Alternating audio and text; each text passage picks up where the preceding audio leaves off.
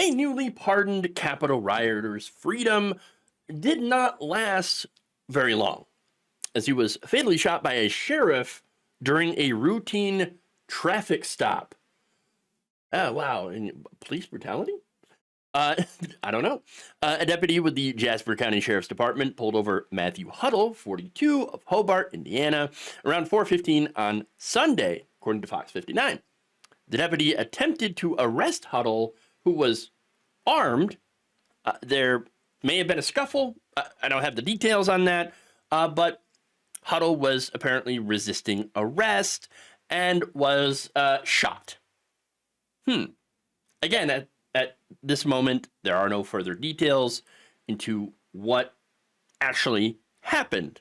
Now, that said, back in 2023, Huddle was sentenced to 6 months in federal prison and a year of supervised release for taking part in the January 6th Capitol riots. Authorities said Huddle remained in the Capitol for 16 minutes during the riot. And so I don't know if he was involved in any violence or not. But that's what happened. Now, his uncle, Dale Huddle, was also arrested for his role in the January 6th attack. Both men were tried on 12 different counts. During a news conference following the riot, Uncle Dale had told reporters that he has no regrets. I will not say that I'm sorry. Oh, okay. Well, that's very clear. Now, I wonder if his nephew felt the same way. I mean, I don't know. We could assume, but at the moment we can no longer ask, unless of course you know some way to contact the dead. Look, my condolences, of course, will go out to their family for his family for their loss, right? Sure, but this seems like a case of FAFO here. Okay, not a good thing, but. That's not all. There's more. And it turns out that there are other pardoned Capitol rioters that have been getting themselves into trouble, back into trouble, or they're dealing with previous trouble. Okay? Take David Daniel of Mint Hill. Now, he actually was arrested last fall, not for the Capitol riots, but on charges of possessing child pornography. Oh, I believe we have found the groomers, and it wasn't a drag queen. In fact, look, this was not just possession of material. There was a string of alleged sexual assaults on a minor under the age of 12 that had allegedly gone on for years. Jesus. And it gets worse, by the way. There was a second minor that was also involved. Both of them have testified against Mr. Daniel. Okay, he was charged and arrested on September 20th, 2024 on possession of child pornography and sexual exploitation of a minor related to sexual assault and trafficking of child pornography. So now on January 8th, 2025, Daniel had pleaded guilty to a January 6th charge of assaulting or resisting a police officer. Wow, is it that thin blue line, the respect for law enforcement thing that I keep hearing about? Now, court records state that around 2:46 p.m. at the Capitol building, Daniel had joined another rioter in leading a violent push against a barricaded Senate wing door and officers who were attempting to hold the door closed. This was your peaceful gathering, right? Peaceful. The conviction carried a maximum of 8 years in prison. However, because of President Donald Trump's sweeping pardon, this guy let go, back on the street. And by the way, now prosecutors are like, well, we got to come after him for that child pornography charge. Well, he might attempt to use his pardon to get that charge dropped, because the lawyers may argue that, hey, look, if he had never been charged with that, whole January 6th insurrection thing, then police never would have, found that child pornography on his phone. So you might want to drop it. Wait, what? Again, it is due to the January 6th investigation that his electronic devices were seized and this material was found in his possession.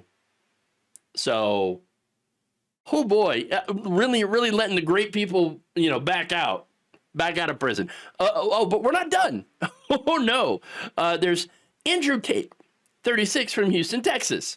Now, back in 2023, he pleaded guilty to beating up officers with a metal whip and dousing them with bear spray while storming the Capitol grounds on January 6, 2021. But of course, he got the presidential pardon, as all of them, but now is facing separate charges of child sex solicitation. Yes, that's right. Now, during the January 6th, or after the January 6th thing, he was turned in by a woman, yes, an actual woman, that he had chatted with on Bumble, right? Which is a dating app. He was sentenced to 6 years in federal prison plus 3 years of post-release supervision. But again, thanks to Donald Trump's sweeping pardon of January 6 people, he is out. He is free to go and, I don't know, maybe do some more solicitation of children. I mean, Texas prosecutors are hoping that that's not the case and want him for trial on charges related to these text messages he allegedly sent to an undercover cop that was pretending to be a 15-year-old back in 2016. Spokesperson for the Harris County District Attorney's Office told The Independent that it had first requested his hold back in 2022 and had sent over the relevant paperwork on January 15th, 5 days before Trump's blanket pardon, declaring those imprisoned in the riot as quote-unquote patriots. I mean, it's pretty clear that these people had other non-January 6th related charges. Not all of them, of course, but some of them. Then, if that's the case, why were they released?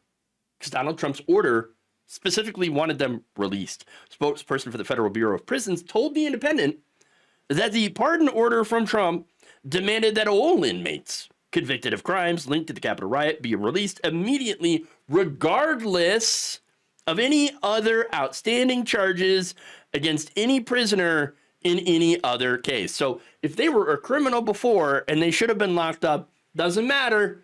Trump said, you're free to go. Get out.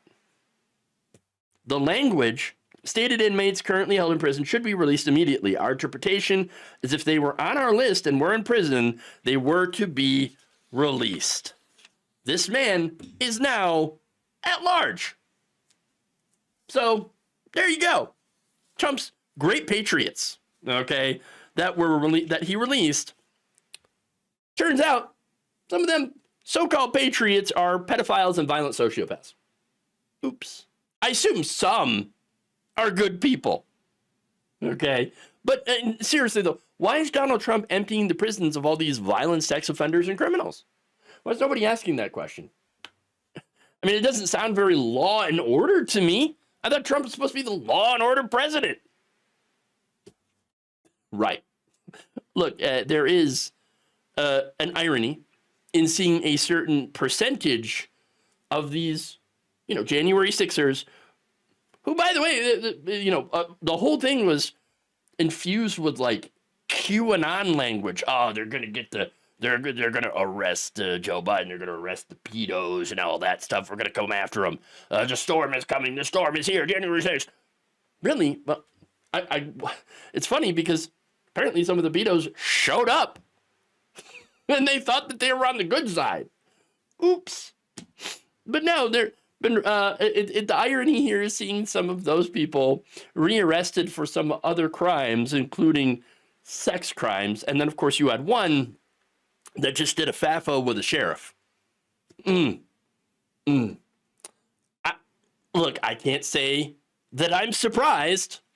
After all, as I've said before, January 6th, Trump was not sending his best people. Thank you for watching. If you enjoyed this video, please like, share, subscribe, hit the bell icon in order to get notified whenever a new video is released.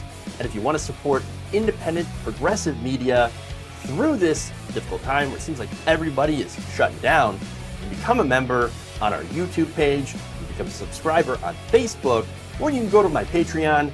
It's patreon.com/Jeff Waldorf. Thank you.